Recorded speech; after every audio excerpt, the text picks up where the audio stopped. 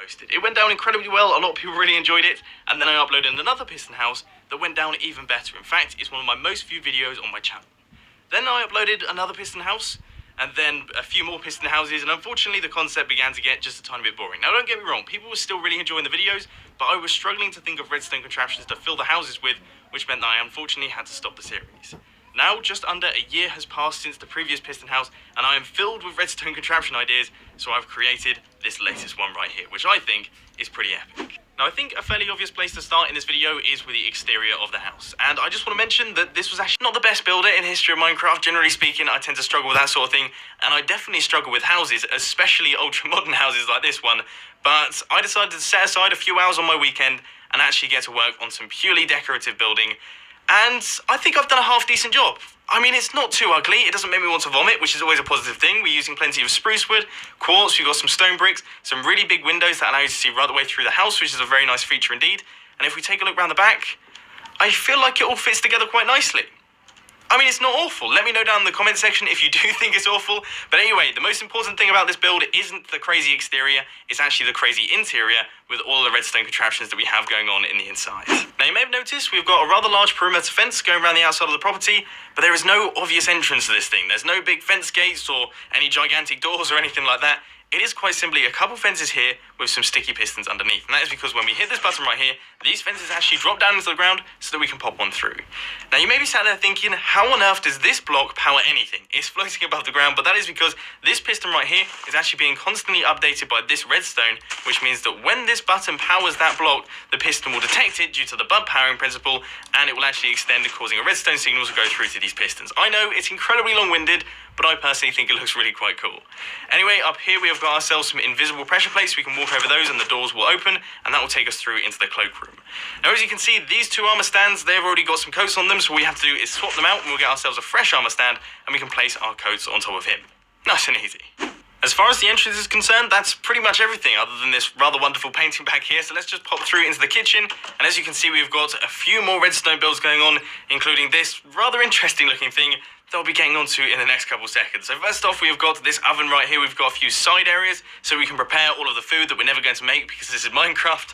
We also have a sink, a few brewing stands so we can make some drinks, and most importantly, we've got ourselves a working freezer that is filled with raw fish. I'm sure I'm going to be preparing that later on, and someone has been doing plenty of fishing right here. I mean, that is hours upon hours of work, so I think that deserves some credit. But anyway, if we pop through into this area, you can see we've got ourselves a working television set. We hit the button, that turns off the TV, and we hit the button once again, and that turns it back on. And then off to my left, we have got my working redstone digital pet. Yes, I know, it's completely ridiculous. This right here is a virtual Mumbo. It's the closest thing you can possibly get to a real-life Mumbo in the form of redstone lamps, and various different redstone circuits that we'll be taking a look at in the next couple seconds.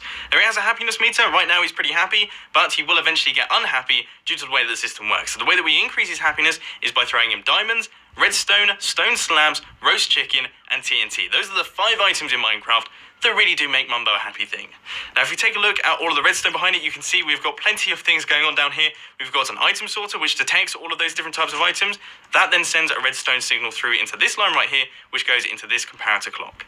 That comparator clock then runs through into this dropper right here, which will send items from this dropper into this dropper, which will increase the happiness because we've got a comparator running out from this, which takes a redstone signal strength from it, and the more items inside this dropper, the stronger the signal strength, which means that it will be happy. It will show a happy face on the screen.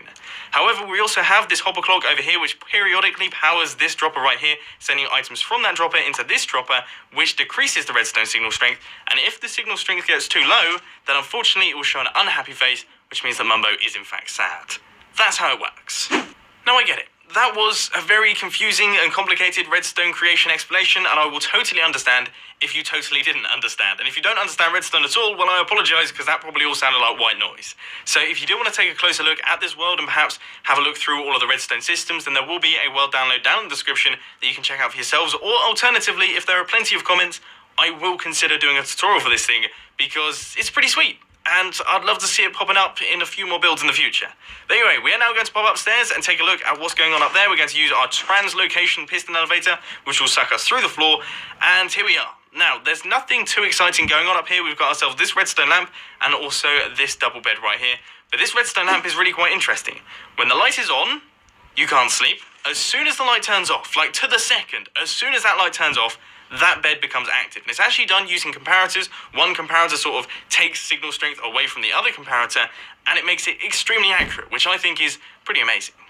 Finally, onto the last room of the house, and that is the bathroom. Now, due to poor house design, it's right in front of this gigantic window, okay? And that is the toilet right there. Can you imagine being sat there doing your business and knowing that anyone could just stare in?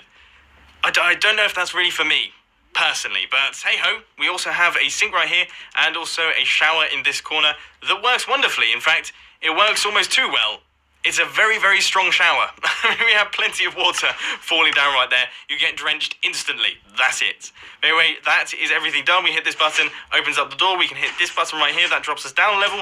And then we can pop back through and take a look at what's going on in the garage. I will just warn you, don't get too excited for this one. We flick the lever and the garage door opens. We don't really have too much going on. We've got a car. It's a lovely car. It's run-of-the-mill, you know, your average car. It's nothing too exciting. It's not exactly like a McLaren P1 or anything like that. I would say it's like a Ford Fiesta. It's good. Not thrilling, but it's definitely a good car. So that's that. The garage is now done. Flick the lever. Garage door closes up. Absolutely wonderful. This piston house is all done and dusted. I hope you've enjoyed this little piston house tour experience. I personally had a blast building this thing, and let me know down in the comment section if you want to see more of these piston houses, because I'll be more than happy to crack on with them.